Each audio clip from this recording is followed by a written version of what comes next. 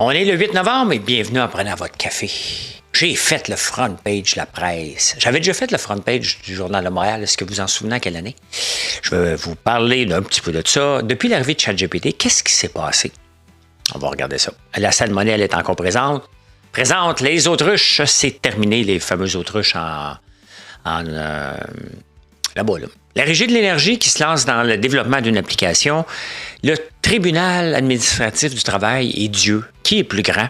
On va parler de ça. Le nombre d'immigrants au Québec, est-ce qu'il y en a trop? Il y en a-tu pas assez? On va parler de Musk et de sa paye. On va parler du marché cette semaine qui en a mangé une bonne. Shine et Temu font-ils vraiment mal aux commerçants d'ici?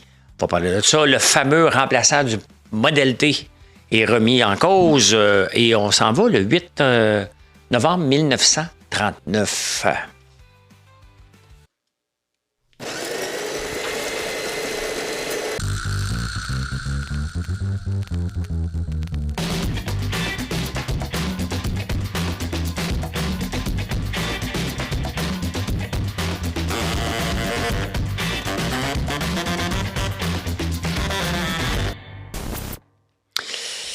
Les gens disent que j'aime des clics, mais je pense que les journaux aiment bien ça, me voir la face front page, parce que ça doit faire cliquer un peu. Vous êtes plusieurs à me parler du fait que je fais le front page de la presse sur Sora 2, et toutes les vidéos qui ont sur moi. Il y en a 1600 de répertoriés dans Sora, mais ça ne compte pas tous ceux qui ont été enlevés.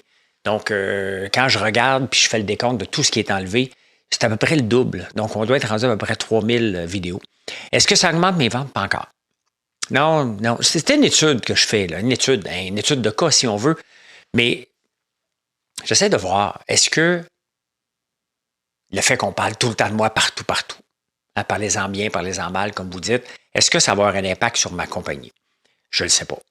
Si vous faites des vidéos, je vous demande de faire des vidéos qui peuvent aider. J'en fais moi-même.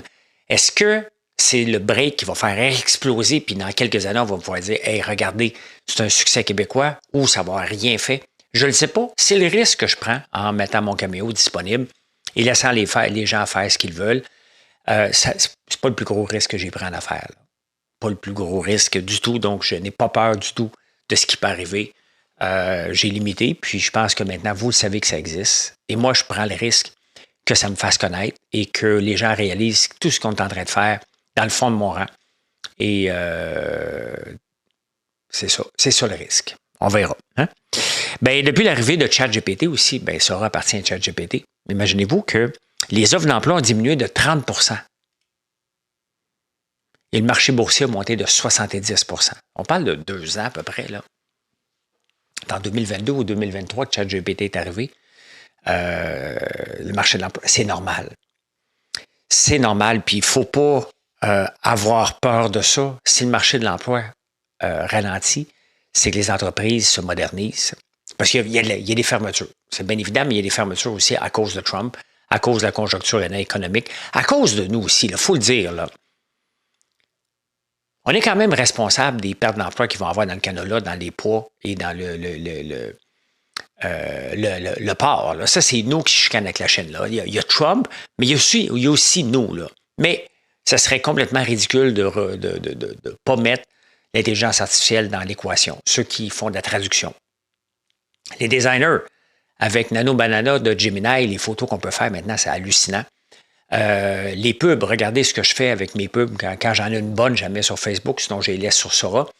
Mais tout est en train de changer, là, définitivement. Donc, oui, il y a des impacts, mais c'est à nous. C'est à nous de le réaliser. Regardez, voyons, je l'ai marqué. Je vais le parler tout de suite. Un député conservateur, Bernard Généreux, je pense, a dit que l'intelligence artificielle fallait pas avoir peur de ça. Hein? Que c'était pas un enjeu majeur pour les créateurs de contenu puis les artistes. Ben oui, c'est un enjeu majeur. Ben oui. Mais qu'est-ce qu'on fait? Qu'est-ce qu'on fait? C'est à nous de réagir. Mettons, je suis membre de l'Union des artistes. Là. Moi, je réagis. J'ai mis mon caméo disponible, faites-le. Faites des affaires avec. Moi-même, je suis capable de faire des affaires. Hein? Donc, est-ce qu'on se bat où if you can beat them, join them, on ne pourra pas battre Sora. On ne pourra pas battre les chansons qu'on fait avec l'intelligence artificielle. On ne pourra pas battre les images qu'on est en train de faire avec Nano Banana. Là. On est ailleurs.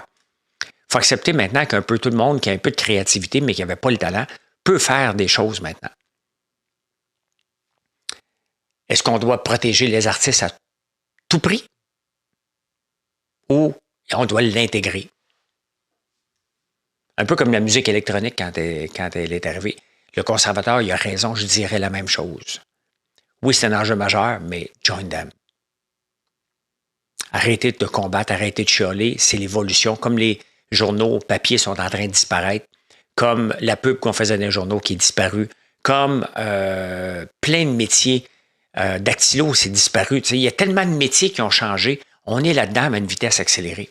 Oui, ça a un impact. C'est bien évident que ça a un impact. Donc, voilà.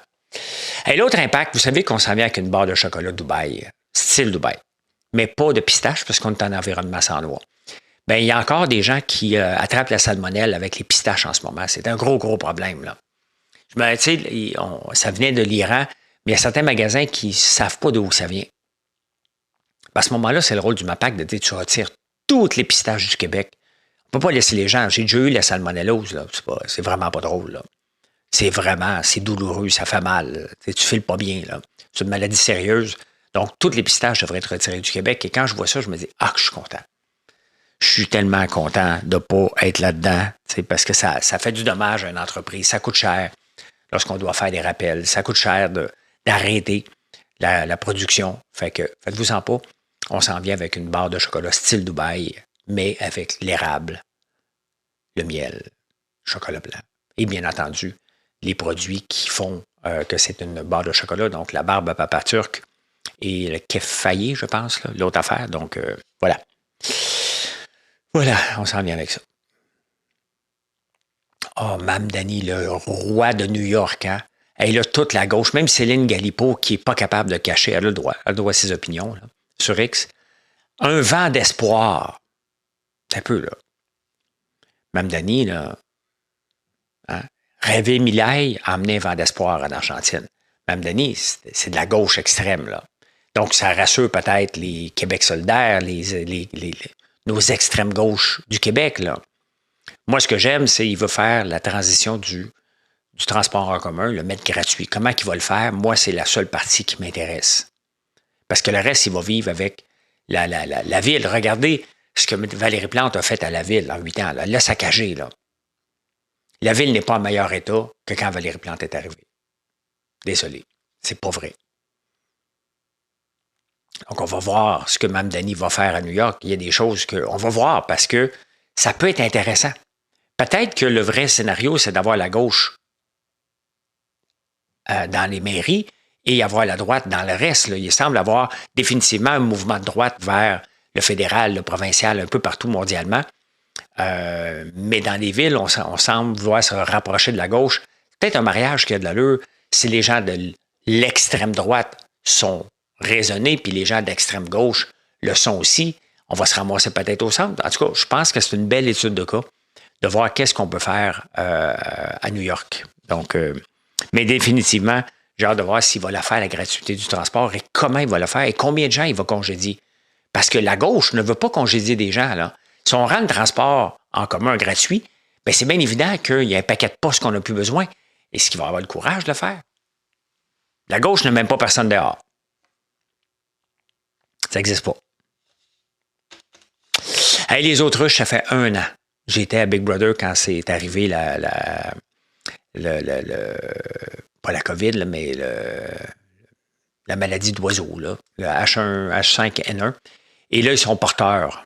Donc, les 300 autruches à Vancouver, dans la Colombie-Britannique, vont être abattus. Ils ont perdu tout leur recours et c'est terminé. Donc, c'est sûr que c'est triste parce que si ça avait été des poulets, on n'aurait pas parlé. 300 poulets, ça ne fait pas, mais 300 autruches, c'est pas mal différent. C'est un élevage au complet. C'est une vie qui est mise de côté, là. Mais, que voulez-vous que je vous dise? C'est une maladie qu'il faut contrôler, un peu comme la tremblante du mouton, la maladie de la vache folle. Donc, c'est des choses qu'on n'a pas le choix, qu'on doit rapporter quand on est éleveur, puis qu'on doit accepter ce qu'on doit faire aussi pour on nourrit les gens à la fin. Là. Donc, voilà. En parlant de nourrir les gens, la viande de bœuf, il n'y a pas d'abattoir ici. Hein? Depuis 2012, il n'y a pas d'abattoir dans l'Est du Canada. Il y avait une entreprise, je pense, qui était Levinov, qui a fait faillite en 2012. C'est un peu la même chose avec les abattoirs de lapins dans mon coin, à Saint-André-Avelin. Il y avait un abattoir de lapins volailles. Maintenant, c'est juste volaille. Et quand je voulais être éleveur de lapins, j'avais deux choix, là, une place au Québec ou une place en Ontario. Mais on m'avait dit, des fois, ils payent mieux en Ontario. Quand j'ai vu toute la gamique dans les éleveurs de lapins, j'ai fait comme moi, je m'en vais d'ici, là, avant de mettre. Il fallait que je mette quand même beaucoup, beaucoup d'argent sur la table. Là. Je voulais que ce soit simple. Je suis pas mal mieux. Là. Même si c'est compliqué, tous les produits qu'on a, c'est pas mal simple parce que je ne deal pas avec l'humeur d'un acheteur qui contrôle tout le marché. C'était ça, le marché du lapin. Maintenant, le marché de la viande. Et c'est là qu'on doit voir l'intervention des gouvernements. C'est pas normal qu'on n'ait pas un abattoir pour abattre les vaches ici. Il faut les envoyer presque dans l'Ouest aux États-Unis. Là. Il y a des acheteurs qui s'en occupent, qui les emmènent. Là. Mais si on veut développer ce secteur-là, parce qu'on ne le sait même pas. On ne sait même pas quel genre de viande hachée qu'on mange, elle vient de où. Et si on veut qu'on augmente notre cheptel, est-ce qu'on veut ça, augmenter le cheptel de bœuf? Bien, si on en consomme, oui, c'est sûr que ça fait des gaz à effet de serre. Là. C'est un grand porteur là, de gaz à effet de serre. Mais si on veut encourager les éleveurs, il faut avoir la facilité d'aller les amener à l'abattoir aussi. Là. Si ce n'est pas là, bien, on a ce qu'on a, on ne le sait pas. On envoie toutes nos vaches de réforme ou les bœufs ailleurs qu'au Québec pour se faire abattre. Il y a quelque chose qui ne marche pas là-dedans. Est-ce que c'est le rôle du gouvernement d'aider une industrie par faire un abattoir? On peut le faire avec l'Ontario, là, quelque chose sur les lignes, là, quelque chose de très gros. On peut. Est-ce que c'est le rôle du gouvernement de s'assurer qu'il y ait des débouchés pour les éleveurs? Je pense que oui. Je pense que oui. Si on importe de la viande d'ailleurs, moi j'aimerais ça, le savoir de la viande. Bon, il y a des producteurs qui font en faire directement. Là, j'en avais de mon beau bon bœuf à un moment donné. Mais il faut changer quelque chose. Je ne sais pas ce qu'ils font abattre parce que, bien évidemment, il y a peut-être des petits abattoirs, là, mais peut-être pas des gros, je ne le sais pas. Si vous le savez, vous me le direz. Mais ce que je disais dans les journaux, c'est que ça s'en va tout presque à l'extérieur pour revenir ici. Mais c'est pas, je trouve que c'est pas normal si on veut développer l'agriculture. Puis c'est ça qui me dérange des ministres d'agriculture qu'on a au Québec, par contre à Ottawa. Qu'est-ce qu'ils font? Voyez-vous des nouveautés? Voyez-vous quelque chose d'innovant? Qu'est-ce qu'ils font? On entend beaucoup de la santé, on entend beaucoup de l'emploi, on entend un paquet d'affaires, des finances. Mais les ministres de l'agriculture, ils font-tu quelque chose?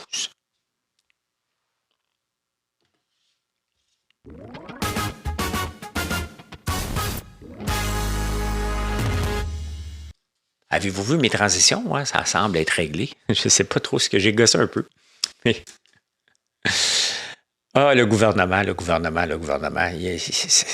La Régie de l'énergie a décidé de sortir une application pour avoir les prix de toutes les pompes. Donc, mettons, moi, j'ai une station-service, puis SO, j'avais ça, moi, 3 stations-service. Fait que SO nous appelait pour qu'on fasse une vérification de prix. Il disait, le Petro-Canada devait être à 1,21. Puis nous, mettons à 1,22. Parfait, regarde, tu vas le mettre à 1,21 toi aussi. Donc là, il faudrait, un coup, je le fais. Je ne l'ai plus, là, mais même 1,21, je m'envoie sur le portail de la Régie de l'énergie, je rentre mon prix. Je suis obligé. En temps réel.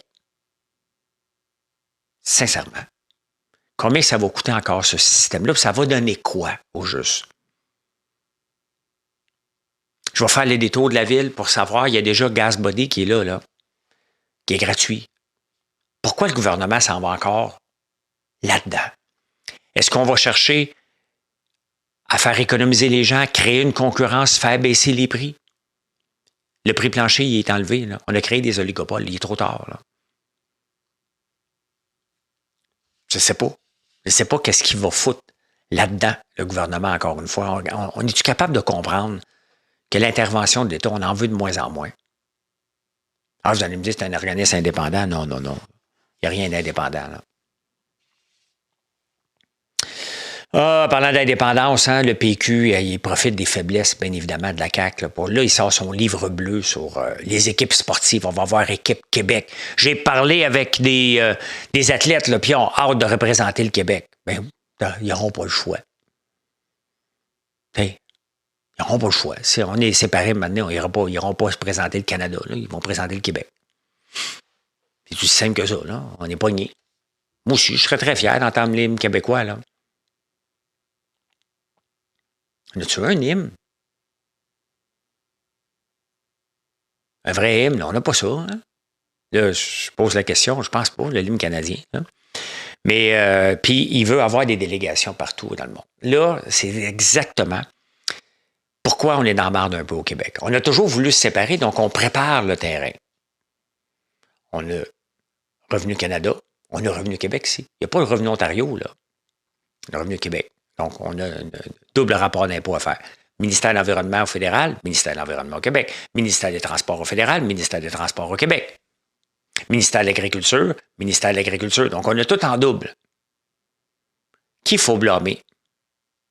Le Québec ou l'Ottawa? On a voulu se préparer pour la future séparation n'est jamais arrivée. Mais en attendant, on a dit dédoublement, puis c'est le contribuable qui paye. TPS, TVQ. Il n'y a pas ça dans les autres provinces. Donc, vous voyez, là, on va faire la même chose avec les délégations, des futures ambassades. On va en créer une trentaine, quarantaine. Donc, qu'est-ce que ça va donner? Est-ce que ça va apporter de la business ici? Une délégation coûte à peu près entre 20 et 30 millions. Il y a déjà des ambassades. Vous voyez, on prépare encore des dépenses. Des dépenses. On n'a pas parlé. Le livre bleu, là, moi, pour embarquer là, dans le projet de séparation, là, ça, c'est moi. Chacun a ses raisons pour embarquer dans un projet de séparation. La mienne est très simple. Show me the money. Montre-moi comment on va faire de l'argent autre qu'avec l'électricité. On n'en produit pas d'électricité. Là. On n'en vendra pas à personne. Je ne veux pas avoir un marché fermé ici. Qu'est-ce qu'on fait pour exporter? Qu'est-ce qu'on fait pour attirer des capitaux? Qu'est-ce qu'on fait pour exporter? Les capitaux qu'on peut attirer en ce moment, c'est des centres de données. Le pétrole. Convainc-moi là-dessus, montre-moi là-dessus, puis là, je vais commencer à embarquer. Il ne veut pas nous embarquer, les gens qui veulent avoir ces genres de réponses-là.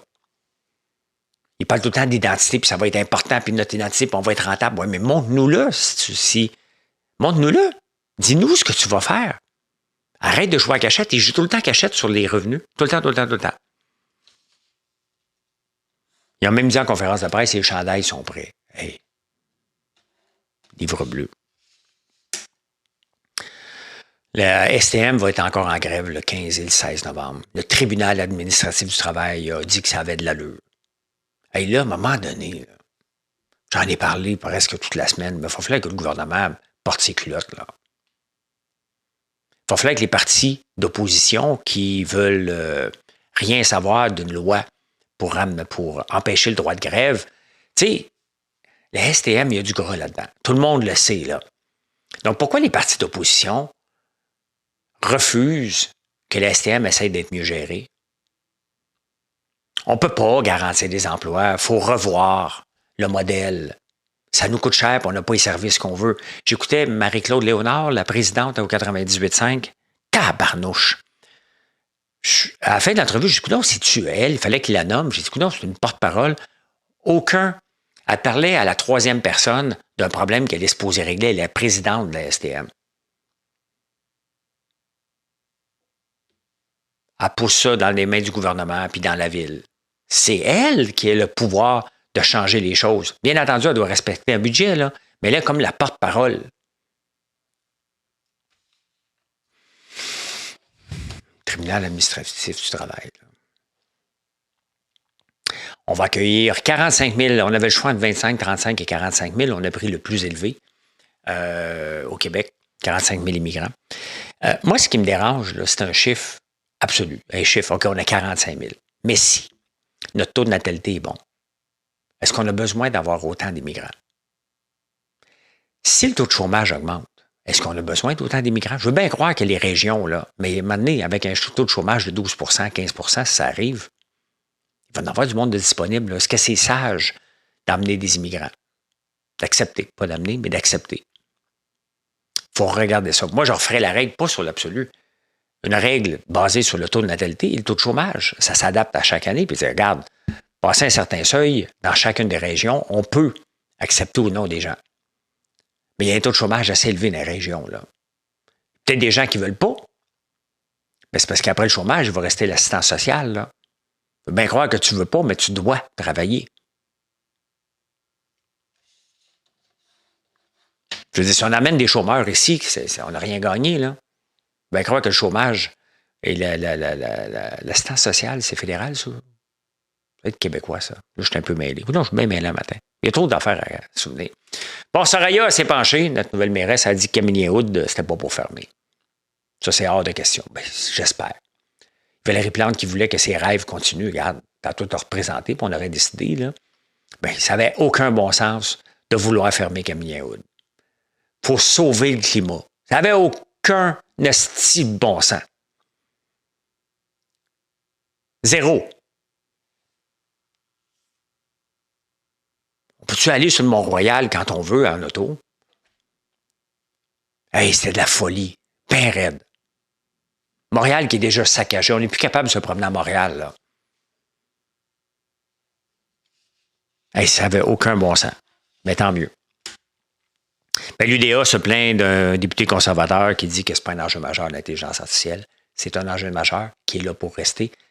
Le député avait raison de le dire. Que si on s'adapte, ce n'est pas un enjeu majeur. Si on ne fait rien pour on attend que le gouvernement donne de l'argent, ça va devenir un enjeu majeur.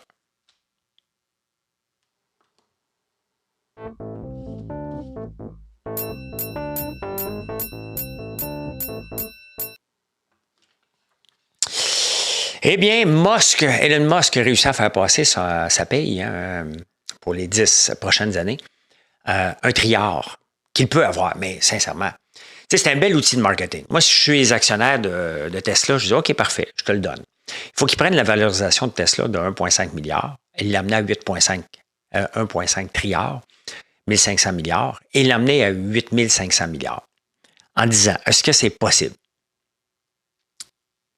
C'est un peu risqué. Il faut qu'ils vendent 1 million de robots taxis, 1 million de robots humanoïdes.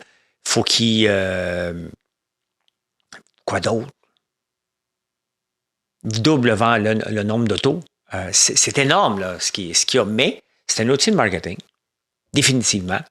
Et s'il atteint tout ça, ben, les actionnaires vont être plus riches parce que l'action va valoir plus. Là, en ce moment, comme le reste, l'action prend un petit coup. Là. On va aller voir. Pas une bonne semaine en bourse, là. On va aller voir ça.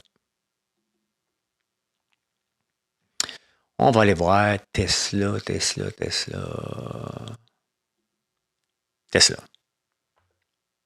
Donc, il vaut 1,5 trilliard. S'il amène la market cap à 8,5, ben, si tu détiens, c'est 8,5, c'est à peu près 5 fois, à peu près, qu'il faut qu'il amène.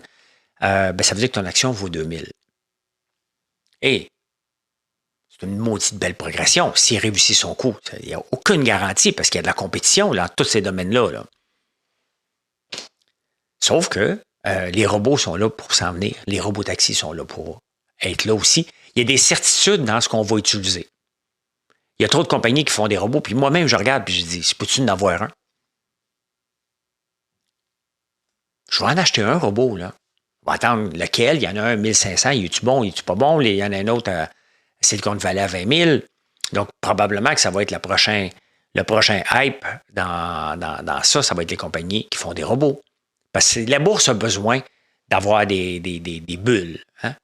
Besoin d'avoir des bulles. Là, en ce moment, si on regarde, ben, Tesla qui descend quand même de 3 %, mais le marché mange une volée. Là. On est vendredi. Le marché descend de 2 encore. Donc, cette semaine, on a perdu à peu près 4 à peu près. Là. Nasdaq 2,8, mais regardez aujourd'hui 1,7. Donc, à peu près 3 qu'on a perdu cette semaine. C'est sain.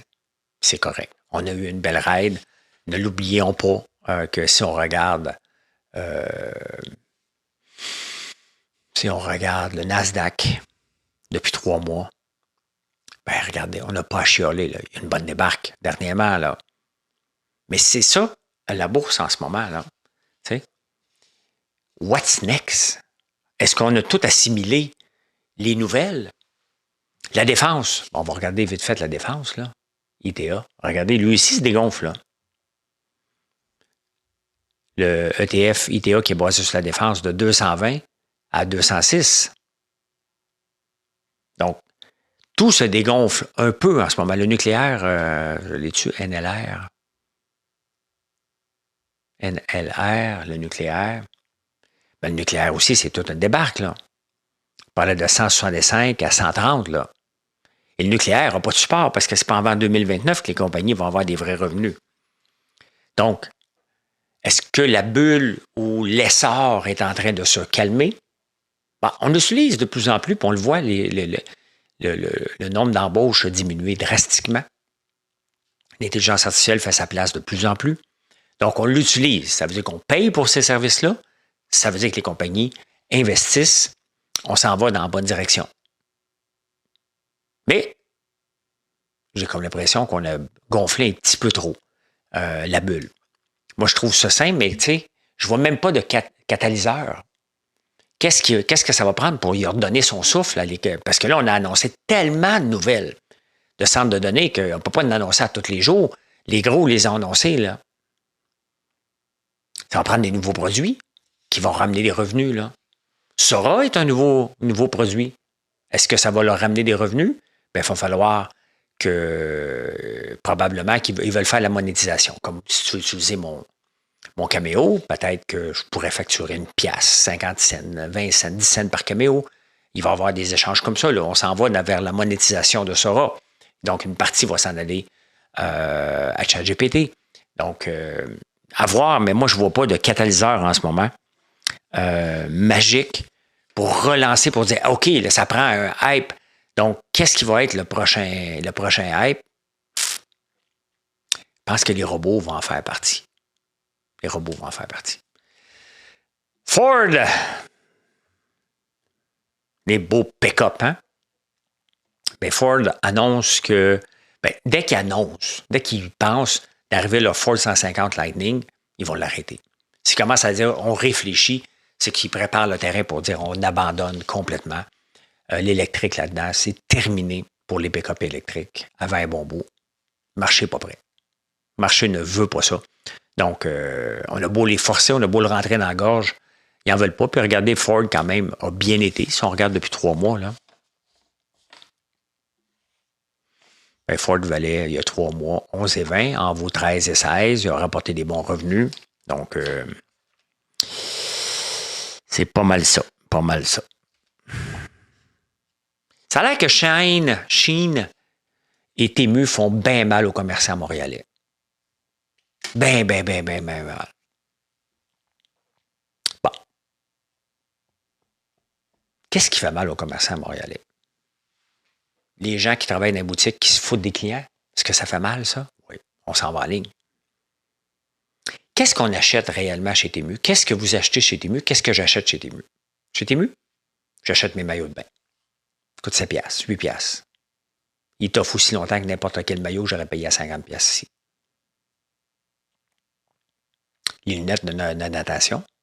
Donc, on s'entend, regardez, je viens de nommer le maillot, je viens de nommer les lunettes de natation. Il n'y a pas de fabricant de ça ici au Québec, là. Purement québécois, avec des tissus québécois, là. Pas quelqu'un qui le coud ici, là. Donc, j'achète mes bas. Y a-t-il une compagnie qui fait des bas ici à Montréal? Des bas là, de tous les jours, là, pas des bas en laine de mérino, là. Mes boxeurs. Ah, OK, il y a Man-Made, il y a Undies. J'étais actionnaire de Undies. Mais je sais le prix que Undies les payait, comment ils les revendaient. Donc, je les achète directement de la Chine, de Temu. Après ça, le reste, non. Mon linge, je l'achète chez Uniqlo. Je vais sur Sainte-Catherine, qui est une compagnie japonaise.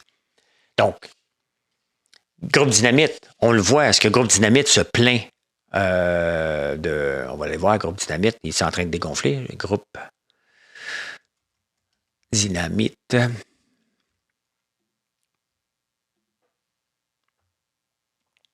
Ouais, il se calme un peu, il est à 65 $, mais est-ce que Groupe Dynamite se plaint de Temu et de Shein? Non. Il y a pas mal plus. Puis avant d'accuser quelqu'un d'une entreprise, il faut avoir un impact réel. OK, c'est à cause d'eux qu'on vend moins. Ça prend une corrélation. Admettons que moi, je voulais poursuivre Jade Lavoie sur la vidéo qu'elle a faite sur moi. Je dis, OK, tu me mets en diffamation. Faut que je prouve la diffamation. Combien j'ai perdu réellement? Et est-ce que c'est vraiment eux la cause? Dans le centre-ville de Montréal, ben, moins de travailleurs, les rues, le stationnement difficile, ben, ça n'amène pas des gens dans le centre-ville. Est-ce qu'on va dans les centres d'achat? La plupart des centres d'achat sont délaissés de plus en plus mondialement. Bon, on vient de lancer un nouveau, Royal Mount. Mais pour moi, là, c'est facile de sortir des journaux, puis c'est la faute de... Il faut leur montrer la faute.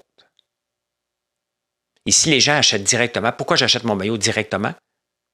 Parce que j'ai essayé une fois. J'ai choisi, puis c'était de qualité. Et au lieu de payer 50$, je paye 7$. Fait qu'à chaque jour, je fais une parade de mode. On fait ça. On n'est pas un paquet qui achète nos maillots là-bas. Donc, on compare nos maillots de bain le matin. C'est ce qu'on fait, les gars. J'ai jamais acheté chez Shane. Ben oui, il y a de la qualité, puis il y a de la très bonne qualité, puis il y a de la scrap. Mais un T-shirt, est-ce que ça vaut la peine un T-shirt du Bangladesh que je vais acheter dans n'importe quelle boutique à Montréal? Je peux l'acheter sur Temu direct. C'est ce que je fais. J'ai pas de honte, j'ai pas à être gêné, là. C'est pas eux autres qui les font. Faut jamais l'oublier. S'ils le font, là, c'est une autre affaire. Là. Ceux qui font des choses et ça marche pas, ben, comment qu'ils le font? Regardez, moi, j'ai de l'huile de tournesol à vous vendre. Le vrai prix, c'est 35$ la bouteille. Je ne vends pas 35, je ne vendrai pas. Je regarde combien les gens paieraient par rapport, je vais voir sur Amazon, je vais voir un peu partout, et c'est à peu près 14$, 15$, 16$ que vous êtes prêt à payer pour une bouteille de 500 ml que vous allez vous servir à tous les jours. Ben, c'est ça que je veux. Je me fous de combien ça coûte, c'est le prix que je peux vendre. C'est ce que je fais. Hey, Krispy Kreme! Krispy Kreme, c'était fait sortir de... Ça va pas bien, eux autres, hein? C'était fait sortir de McDonald's. Ils étaient dans les McDo, ça ne marchait pas. Ils sont en bourse, mais ils avaient déjà fait faillite avant. Là. Ils sont en bourse depuis 2021. C'était monté à 18, ça vaut 4,21. Là, ils viennent de signer un deal pour vendre leurs beignes chez Costco, Walmart et Target. Donc, ils veulent se départir de certaines locations puis avoir les beignes disponibles.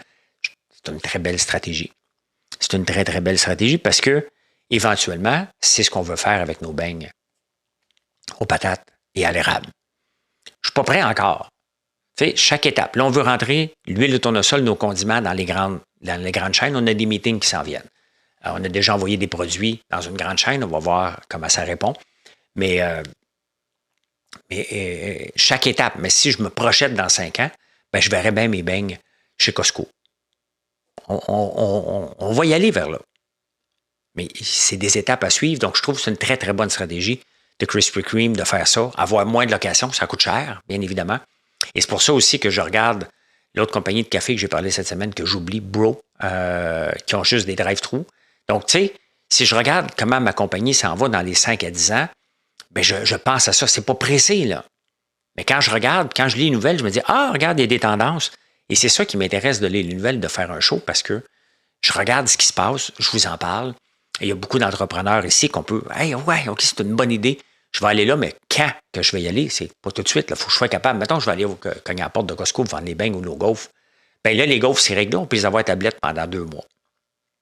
On a rajouté des extraits de romarin. Pas dans la version que vous avez encore. Ça ne coûte rien en passant, là.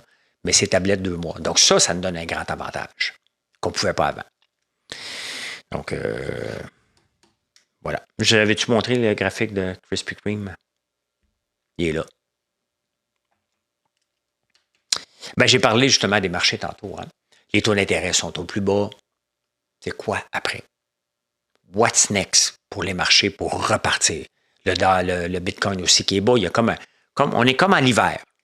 C'est l'hiver en ce moment.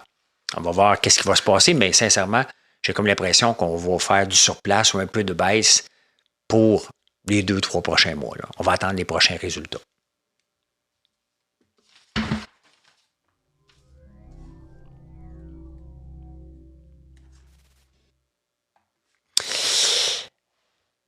Retail thérapie, j'ai parlé de Costco, hein? Mais imaginez-vous qu'il y a des psychologues qui se sont penchés sur les gens qui vont au Costco. Comment qu'ils se sentent? Tu sais, on dit tout le temps, je magasine par mes émotions. Hein? Je mange avec mes émotions, mais je vais aller magasiner, ça me fait du bien.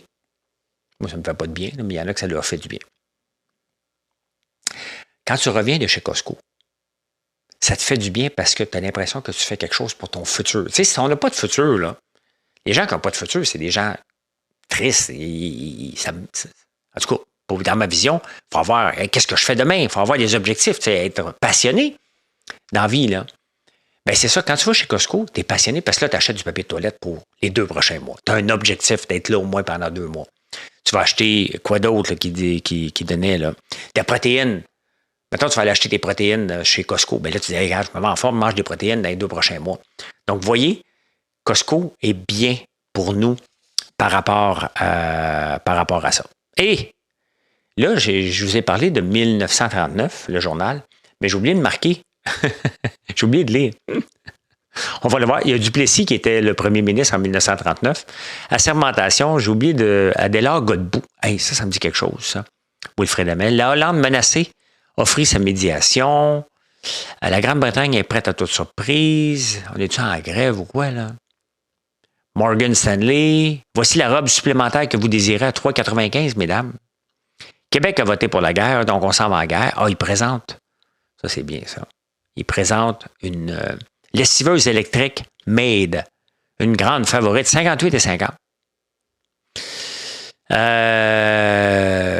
La tournée, une poussée nazie, non. Normalement, je prends le temps, puis là, j'ai réalisé que je ne l'ai pas faite. La grève de Saint-Jérôme en voie de règlement, toujours des grèves. La vie féminine, hein? Peut-il y avoir accord entre mode et hygiène? Ouais. Ouais.